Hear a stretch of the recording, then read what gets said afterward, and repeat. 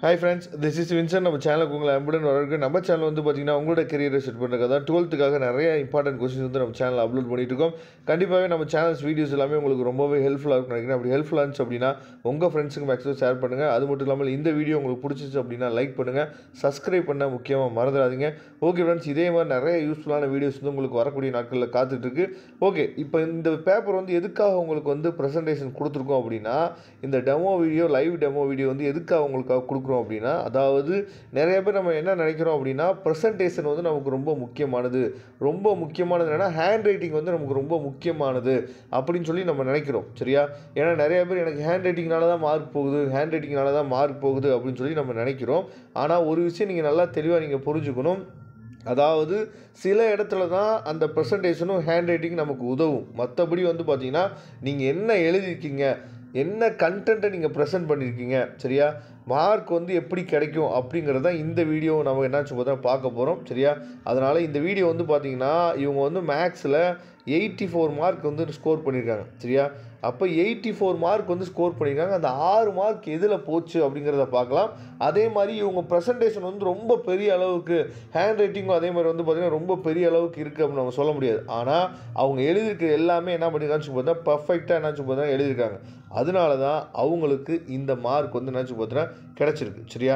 அதனால் இந்த ப்ரெசன்டேஷனை நீங்கள் நீட்டாக கிளியராக லாஸ்ட் வரைக்கும் பாருங்கள். கண்டிப்பாக இதுலேருந்து நிறைய விஷயங்கள் நீங்கள் தெரிஞ்சுக்கலாம். எப்பயும் போல் பேப்பரை வந்து நமக்கு என்ன பண்ணுவாங்கன்னு சொல்லி பார்த்தீங்கன்னா, 3 பேர் நம்ம பேப்பரை வேல்யூவேட் பண்ணுவாங்க. ஒன்று வந்து பார்த்திங்கன்னா ஏஇன்னு சொல்லுவோம், இன்னொன்று வந்து எஸ்ஓ, இன்னொன்று வந்து சிஇ. சரியா? ஏஇ அப்படிங்கிறது தான் வந்து பார்த்திங்கன்னா அவங்க தான், அதாவது நம்ம பேப்பரை திருத்தக்கூடிய ஃபஸ்ட்டு பர்சன் வந்து பார்த்திங்கன்னா ஏஇ தான். சரியா? அதுக்கப்புறம் செகண்ட் ஒன்று வந்து பார்த்திங்கன்னா வெரிஃபை பண்ணுவாங்க, தேர்ட் ஒன்று வந்து பார்த்திங்கன்னா சைன் போட்டுருவாங்க. சரியா? அப்படிங்கிற பட்சத்தில் நம்ம பேப்பரை 3 பேர் எப்போயுமே வேல்யூவேட் பண்ணுவாங்க. அதை தெளிவாக நீங்கள் பார்த்துங்க.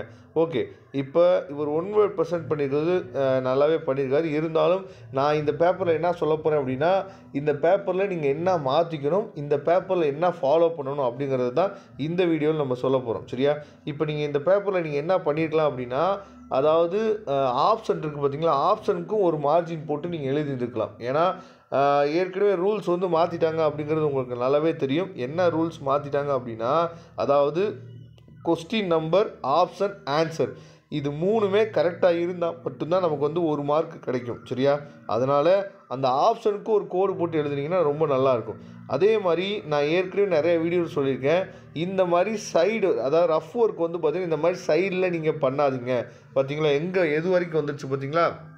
அதாவது நமக்கு வந்து இந்த ஆன்சர் வரைக்குமே டிஸ்டர்ப் பண்ணுறதுக்கு இந்த சைடு ஒர்க் வந்துருச்சு. அதனால தான் எப்போயுமே என்ன பண்ணோம் அப்படின்னா, இப்போ கீழே இந்த 14வது கொஸ்டின் முடிஞ்சிருக்கு பார்த்தீங்களா, இந்த இடத்துல கீழே ஒரு கோடு போட்டுருங்க. சரியா? கீழே ஒரு கோடு போட்டுட்டு அந்த இடத்துல நீங்கள் எழுதி பார்க்கலாம். சரியா? ஏன் இது இப்போ நீங்கள் வந்து இதில் 14 கொஸ்டின் எழுதுறீங்களா, இதில் 10 கொஸ்டின் எழுதிட்டு கீழே ஒரு கோடு போட்டுட்டு கீழே ரஃப் ஒர்க் வந்து என்னாச்சு பார்த்தீங்கன்னா கீழே நீங்கள் போட்டிங்க அப்படின்னா எந்த பிரச்சனையும் இருக்காது. யாருக்குமே இன்னமும் கொஞ்சம் நீட் அண்ட் கிளியராக இருக்கும். அதுக்காக சொல்ல வரேன். இவர் வந்து 1 வேர்டில் வந்து பார்த்தீங்க அப்படின்னா, அதாவது 16 மார்க் எடுத்திருக்காரு. அப்போ 1 வேர்ட்லேயே 4 மார்க் போயிடுச்சு. அப்புறம் எங்கேயோ ஒரு இடத்துல 2 மார்க் விட்டுருக்காரு. சரியா? அப்போது 1 வேர்டு வந்து எவ்வளோ முக்கியம் அப்படிங்கிறத இந்த பேப்பர்லேருந்து நீங்கள் தெரிஞ்சுக்கணும். ஏன்னா இவர் வந்து நம்மளோட ஸ்டூடெண்ட்டு தான். இவர் எப்பயுமே வந்து பார்த்தீங்கன்னா 1 வேர்டுக்கு அதிகமாக முக்கியத்துவம் கொடுக்க மாட்டார். சரியா? லாஸ்ட்டு பார்த்துக்கலாம் அப்படின்னு சொல்லி விட்டுருவார். நான் எல்லா வீடியோவும் சொல்லிகிட்டே இருக்கிறதுக்கு காரணம் என்னென்னா, 1 வேர்டில் மார்க் போயிடுப்பா, 1 வேர்டுக்கு நம்ம என்னாச்சு பார்த்தீங்கன்னா அதிகமாக முக்கியத்துவம் கொடுக்கணும்னு நம்ம சொல்லியிருந்தோம். ஆனால் கேட்கல. சரியா? அதனால் பார்த்தீங்கன்னா 1 வேர்டுக்கு தான் என்னாச்சு பார்த்தீங்கன்னா மார்க் வந்து போயிடுச்சு. சரியா? கிட்டத்தட்ட 1 வேர்டில் மட்டுமே 4 மார்க் போயிடுச்சு.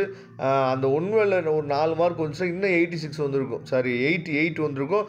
அந்த பக்கம் 2 மார்க் எதில் போயிருக்கு அப்படிங்கிறத நம்ம பார்க்கலாம். சரியா?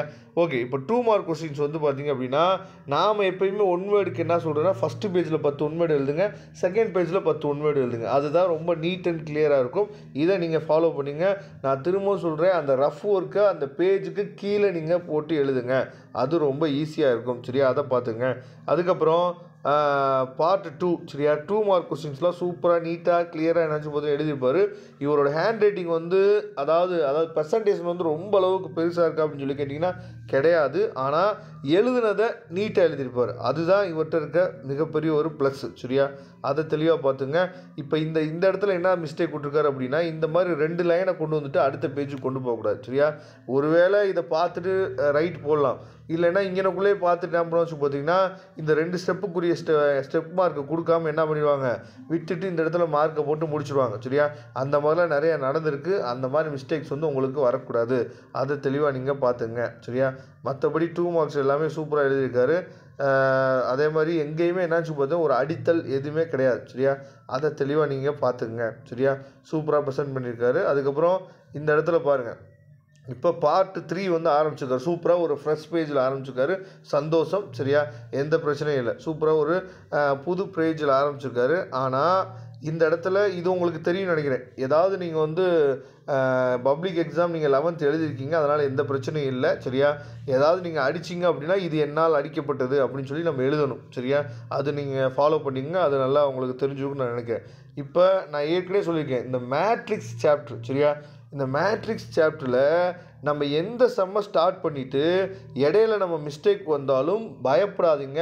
இந்த மாதிரி அடித்து எழுதுறதுக்கு கூச்சப்படாதீங்க. சரியா, ஏன்னா மேட்ரிக்ஸ் சாப்டரை பொறுத்த வரைக்கும் ஏதாவது மேட்ரிக்ஸில் ஒரு இடத்துல நீங்கள் மிஸ்டேக் விட்டாலும், சரியா, சின்னதாக ஒரு இடத்துல நீங்கள் மிஸ்டேக் விட்டாலும் அந்த சம்மை நம்ம ஈஸியாக ஃபாலோ பண்ணி எந்த இடத்துல மிஸ்டேக் இருக்குதுன்னு கண்டுபிடிக்கிறது ரொம்ப கஷ்டமானது. சரியா, அதனால் மேட்ரிக்ஸ் சாப்டரை மட்டும் எந்த இடத்துல மிஸ்டேக் விட்டுனாலும் சரியா அதாவது பயப்படாதீங்க. அதை அப்படியே இந்த மாதிரி ஸ்ட்ரைக் அவுட் பண்ணிவிட்டு அடுத்து இன்னொரு பேஜில் ஃப்ரெஷ் பேஜில் நீங்கள் என்னாச்சு பார்த்தீங்கன்னா பண்ணிக்கலாம், எந்த பிரச்சனையும் இல்லை.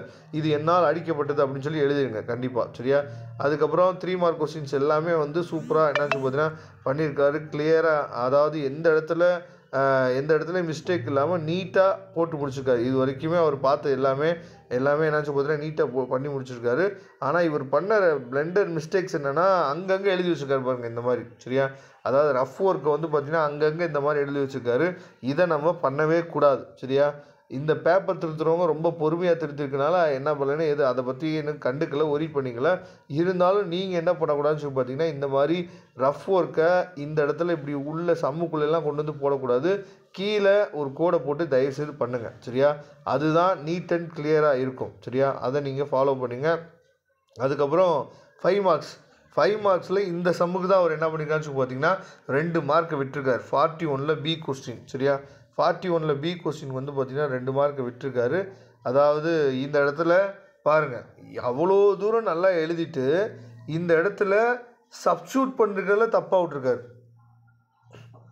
அப்போ சப்ஸ்டியூட் பண்ணுறது எவ்வளோ ஈஸியான மெத்தடு, எவ்வளோ ஈஸியாக நம்மளால் என்னாச்சும் பார்த்தா சப்ஸ்டியூட் பண்ணி எழுத முடியும்.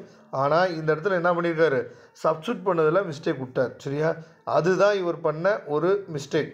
மற்றபடி எல்லா கொஸ்டினுமே என்ன பண்ணியிருக்காருன்னு பார்த்தீங்கன்னா நீட்டாக கிளியராக ப்ரெசென்ட் பண்ணியிருக்காரு. எந்த விதத்துலேயும் இடையில வந்து பார்த்திங்கன்னா அடித்தல் திருத்தல் எதுவுமே இல்லை. சரியா, அதனால் இந்த பேப்பரு இப்போ இந்த சம்லாம் வந்து பார்த்திங்கன்னா நம்ம எழுத தான் போகிறோம். sin a + b. சரியா, அதே மாதிரி cos a + b ஏதோ ஒரு சம் எழுத போகிறோம்.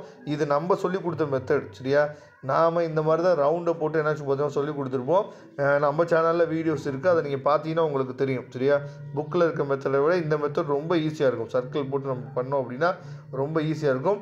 இப்போ இந்த சம்மில் இந்த மாதிரி நீங்கள் எக்ஸ்ப்ளனேஷன் எழுதுறதுக்கு கொஞ்சம் நீங்கள் ட்ரை பண்ணுங்க. The line OA and OB makes on an angle of A and B with x-axis. The angle between them is என்னது A + B அப்படிங்கிற இந்த 2 லைன் கொஞ்சம் எழுதுங்க. ஏன்னா இது நிறைய பேர் எழுதுறதே கிடையாது. நான் இந்த கொஸ்டினை நிறைய இடத்துல பார்த்துருக்கேன்.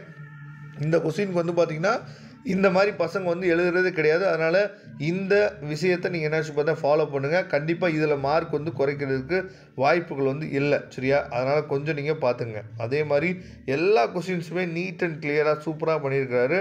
இந்த மாதிரி நீங்கள் ஸ்ட்ரைக் அவுட் பண்ணிட்டீங்க அப்படின்னா இது என்னால் அடிக்கப்பட்டது அப்படின்னு சொல்லி கண்டிப்பாக நீங்கள் எழுதணும். அதை நீங்கள் பார்த்துங்க. ஓகே ஃப்ரெண்ட்ஸ், கண்டிப்பாக இந்த வீடியோ வந்து உங்களுக்கு ரொம்பவே யூஸ்ஃபுல்லாக நினைக்கிறேன். நிறைய விஷயங்கள் நீங்கள் தெரிஞ்சிருப்பீங்க. இந்த வீடியோ உங்களுக்கு பிடிச்சிருந்துச்சு அப்படின்னா நீங்கள் லைக் பண்ணுங்கள். நீங்கள் லைக் பண்ண தான் மற்ற பசங்களுக்கு அதிகமாக போய் இது வந்து சேரும். சரியா, அதனால் மறந்துடாதீங்க லைக் பண்ணுறதுக்கு. தேங்க்யூ. நம்ம நெக்ஸ்ட் வீடியோவில் பார்க்கலாம். இதே மாதிரி மற்ற பர்சன்டேஜ் அண்ட் பேப்பர்ஸ் வந்து உங்களுக்கு வேணும்னு நீங்கள் நினச்சிங்க அப்படின்னா கமெண்ட் பாக்ஸில் சொல்லுங்கள். தேங்க்யூ. நம்ம நெக்ஸ்ட் வீடியோவில் பார்க்கலாம்.